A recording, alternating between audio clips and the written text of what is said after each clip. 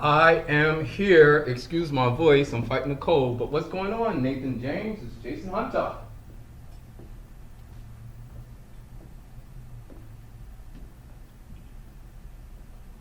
What's up, everybody? Hello, Miss PA and DJ. It is so great to hear your voice, man. I can't believe it. I am so excited to hear you. And Lee sounded really great. Congratulations on everything with stories. Lee Truesdell and Nathan James and all you guys with that project. I'm excited to see it. Oh, okay.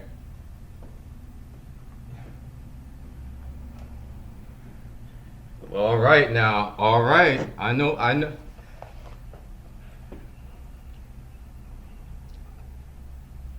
I know Mr. Truesdell very well, and I'm sure he is cracking that whip.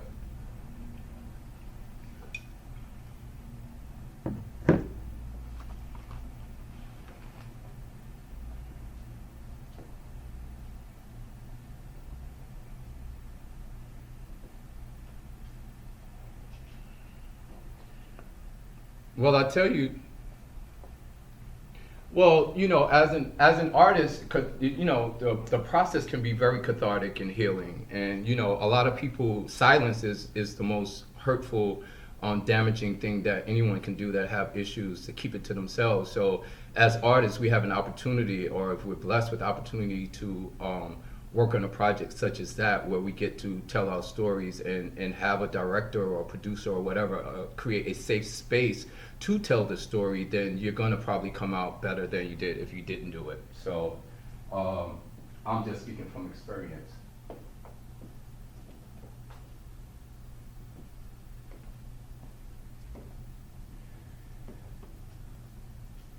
Yeah.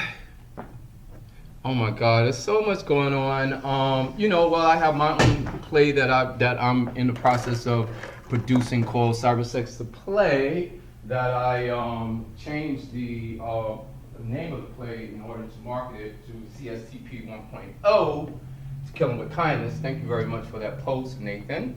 And basically, that right now, I'm working with the attorney and producers and stuff like that to get the production together here in New York State to open it off Broadway in 2017. So it calls for raising a lot of money and organizing all the proper players and building a budget and all that good stuff. So that's why you don't see a lot of actual activity with Cybersex to play in the public, because I'm building the foundation for the production. So I'm in pre-production with that.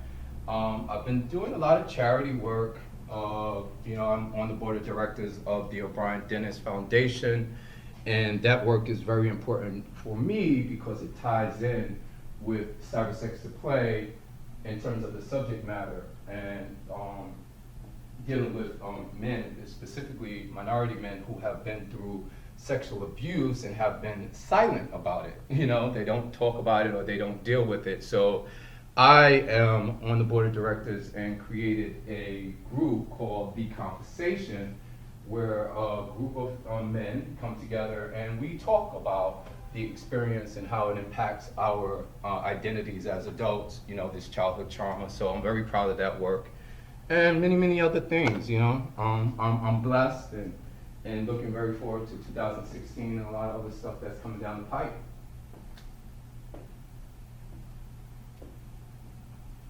Yeah, well, we gotta prepare for that, DJ. You gotta mentally get segue into 2016. Oh God, do you get the holiday blues?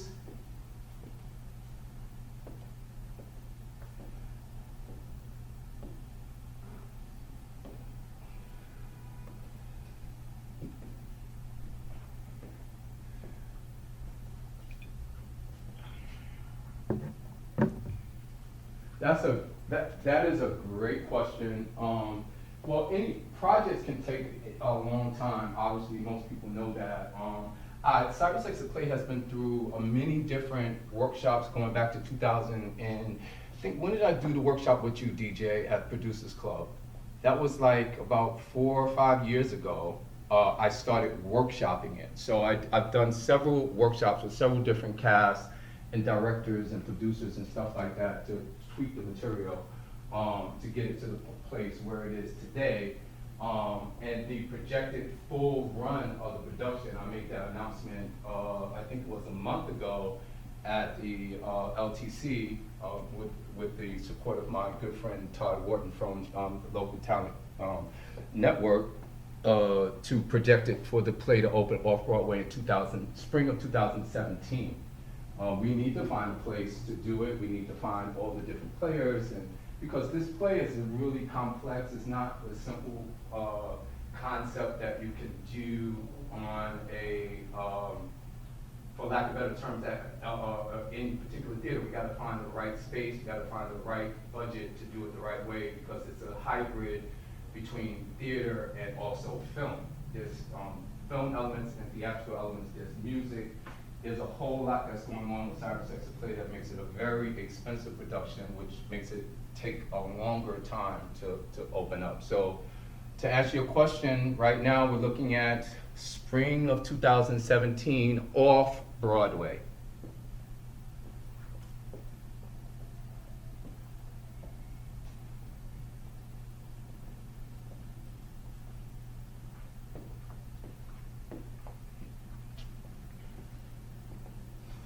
They're breaking down the road to build the subway on Second Avenue. Good one, DJ. Touche.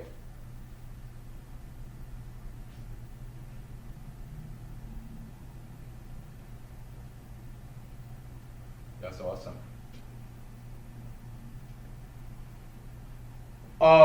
Yes, Yvette Quintero is still attached to it. Yvette, she's still attached to the project, and as far as actors, I think she's the only one that's still in there. I mean, it was like 5 years ago you did that, DJ. So I've had so many different cast members come and go. Lee Truesdale was in the production at one point, rehearsing for it. I think you said you were a hustler. His tidy whities, Tammy, tidy whities.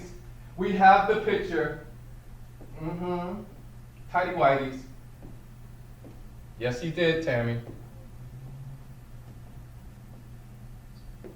Absolutely.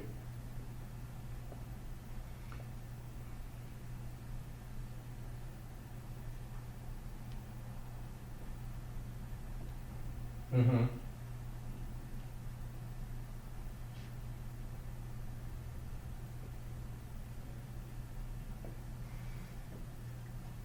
Oh, that is a freaking good question, Tammy. Do I feel like I've that it encapsulates my vision for the show? It's not what I ever imagined it to be. It's more than I ever imagined it to be. It's bigger. It's better. It's more reaching, far-reaching than I ever imagined. As a writer and a producer and an actor, it's a collaborative effort with the people that you work with, and being the writer and producer and all that stuff, I'm in a position where I have to, I deal with having to make decisions, but at the same time, I have to make decisions based on the group of people I'm working with, including the actors. Quite frankly, some of the original. Yeah. Well, I'll tell you, it depends. Well, ordinarily,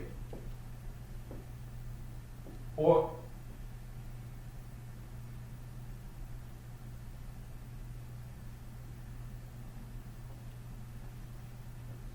mhm.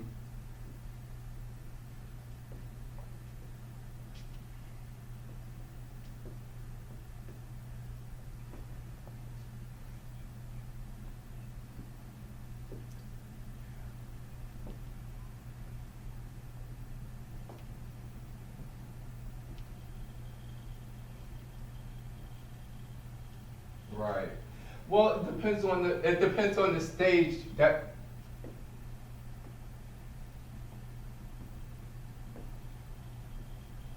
Yeah. Well, depends on where you are in the process of the production. Like you said, the Cybersex to Play is not out and open and opening on anywhere at this point in time. It's always been in a workshop phase. Even when DJ did it was a showcase slash workshop. So when you do a workshop with actors, you do get the feedback from not only the actors in terms of are the lines realistic, does it make any sense to you. Oftentimes you don't ask them. You listen as a writer. I listen to the scene and I will make changes based on the rhythm of how they're delivering the lines. Maybe they keep tripping up in a certain area, and I say, okay, that line is not working, so I'll change it. I won't even ask the actor anything.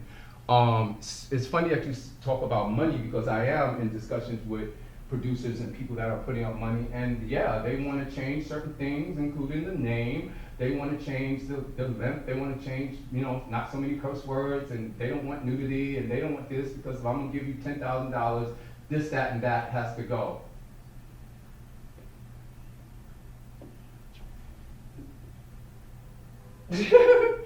I tell them, I listen to their opinions, and if I feel that it's going to tell my story the way that I think it should be told, then I'll take it into consideration. But I don't believe in, hey, I'll cut you a check.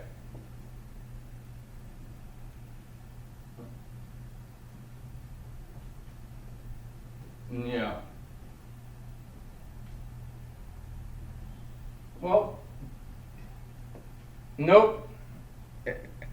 And that's not Jason Hunter. I do listen, but the people will tell you that it's very tough for me to change my vision because I'm very clear on what this story is about, and I really focus more on the people that understand it and get it. And so I don't care if you come to me with a big check and you say, hey, we need to change the name from Cybersex to Smiley Face, and I'll give you $1 million. I'll tell you to take your $1 million and go to hell. You know what I mean? Because that's the name of the show.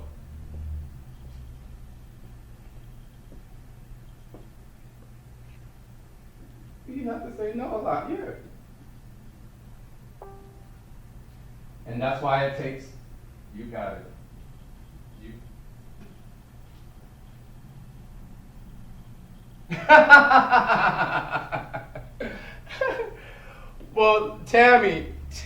Well, Tammy, let me tell you something. Tammy, yeah.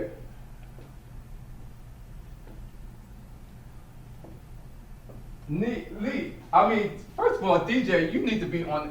I'm glad you're back on the air, and you definitely need to whatever you need to do to get the money to have your show on a network. Like, do what you got to do because you paid your dues, brother. But Tammy, what I'm going to tell you in terms of changing things for money, I have 16 versions of this script. It's physical, literal versions, editions of Cybersex to Play based on what actors and feedback from audiences, audiences Q&As and producers and directors and even my own mind has changed when I see a production or if I work on a particular show, I'll go back to the computer and I'll change it. But I never do anything based on money. And the first time, and it's happened more than once, people will tell me, well, if you don't do this, the show is not going to be a success and I can't sell it and I'm not giving you my money. I tell them, well, I don't want your money. I don't want your money.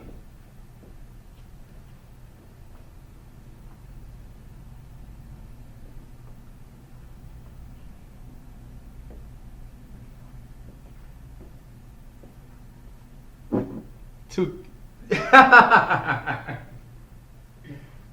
Yeah, I was gonna say it, but I didn't want. I'll let Nathan say his thing because I know the story. Go ahead, Nathan.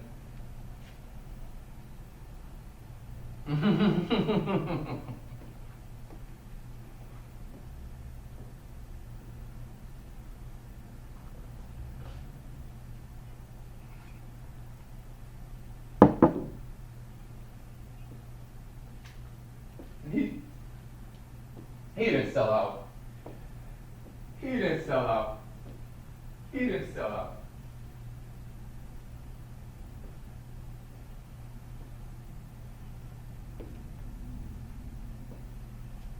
That's funny. That's funny. Right.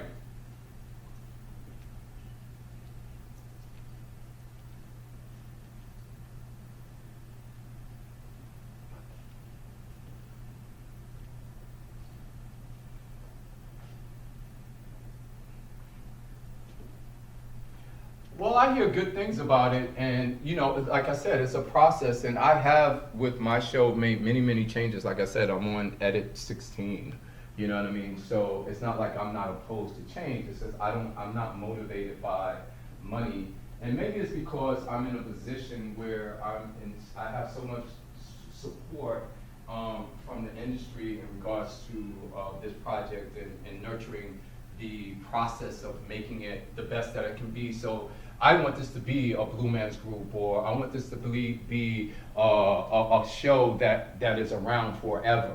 You know what I mean? And sometimes that creating something new and innovative takes time, and I'm willing to take that time. I think about Tyler Perry, and not to compare myself with him, but originally when he started doing the Medea plays, and he was living out of his car, and he was doing all this stuff, he couldn't get people to come see his stuff. And then when it started becoming very successful, and he was at the Beacon and all this stuff, I was watching one of the shows, and he said, "Listen, you guys, I know you want the Medea to be a movie, and you want, me to come out with the play on wherever." He said, "But I'm not going to make that move until I feel that I'm with the right people."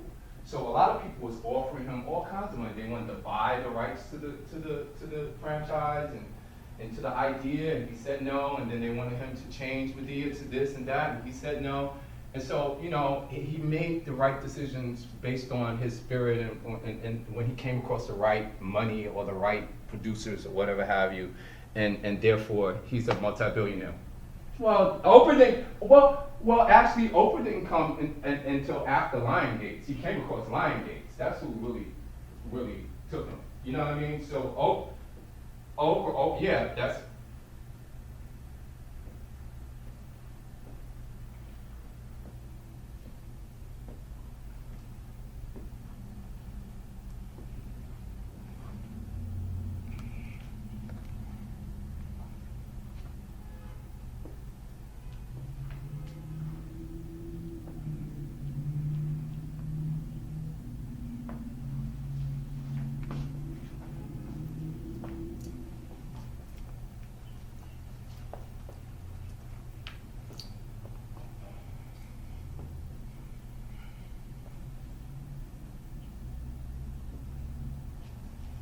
Right. Well, yeah. Well, I'll tell you this, Tammy. I can't speak for anybody else's production. I can speak for mine. And when my attorney is drawing up the investment documents for people to invest in Cybersex, she told me clearly, you have to tell them that you're more than likely going to lose your money. And I said, well, how do you get someone to invest in a product, and you have to start off the conversation with, you're probably going to lose this money? Okay, and that has to be a part of it. And that means that everybody on board, it's this high risk investment, basically, is what it comes down to. And it's not like you're going to lose it. You're right. Yeah. It's not like you're going to lose it. What we're telling you is that if you invest in it, we need you and your resources and everybody to come behind and rally behind this idea. And so that's why my show is taking a long time, because number one, I'm talking about child abuse from a black man's point of view. Who wants to hear that? And I'm doing it in a very explicit way. Who wants to hear that? Then I'm also talking about gay issues, and I'm talking about technology and all kinds of fabulousness and all kinds of weird, fierce stuff. And folks kind of are like afraid of it. So and it's okay, because I'm not afraid of it, and many people that are supporting me are not afraid of it. So it's going to take Cybersex to play a longer time to come out than, say, a show about Jack and Jill went up the hill. And then, go ahead. Awesome.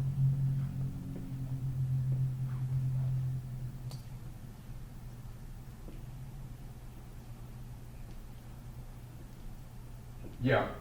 Mm-hmm. Right. Mm-hmm. Mm-hmm.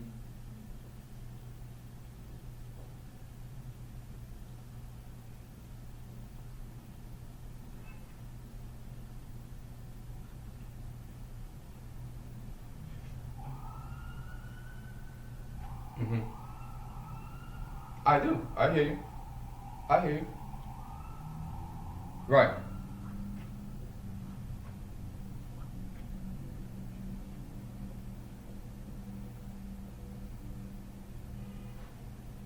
Mm-hmm.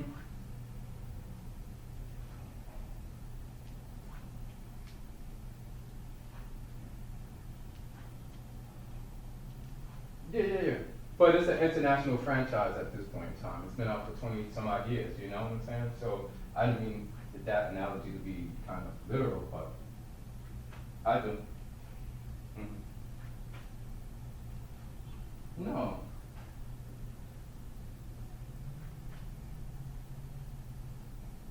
Right. It didn't evolve. Hmm.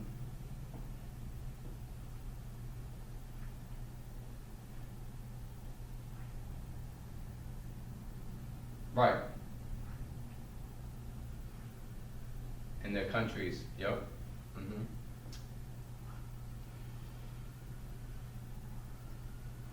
Well, I no. I tell you to answer your question. Do I want to get fed by Cybersex to play, or do I want it to be a famous whatever Broadway show, which is more important? I don't. I'm not in need of anything. You know what I'm saying? I'm not once again driven by. I'm in the place where I'm not driven by money. I don't need to be. If I was, then maybe I would be a little bit more anxious to take the money that's being offered to me, because I have had money offered to me and I have said no to money and to people, and fired people and hired people. If that answers your question, no, I don't really care what I get.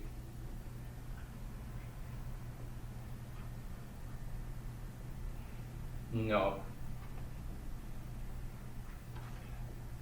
I don't lose any sleep. I don't lose any sleep at night off of my decisions, because yes, I feel better about those decisions than I would if I had taken money and created a show that I didn't love. That I would go to the theater and see and be like, what the hell is that? That's not my story that I'm trying to tell. It would be my worst nightmare to have a successful play that doesn't represent what I'm trying to say. So no amount of money can make me do that, but I'm not opposed to collaborating with someone. And when I find them, once again, when I find them, because it's going to be a host of investors, then the show will get done. And we're projecting 2017, and I know DJ, maybe the 2 train will get us to the theater that it opens in. Right. The theater, by the time that happens, Broadway will be on Second Avenue, and we'll be taking the train to see Cybersex play. But I mean, I say that to say that, you set a projection. The team that I'm with right now says that we can do this in a year, and I believe that. And whenever I set my mind to do something, that's what happens. That's it.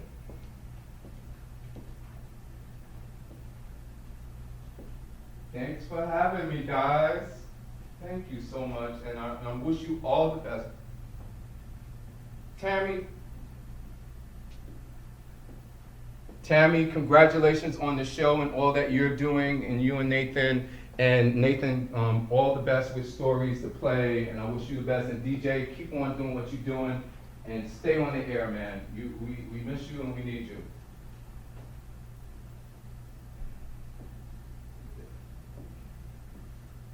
That's awesome. Awesome. I will check you out, man. Here you go, baby.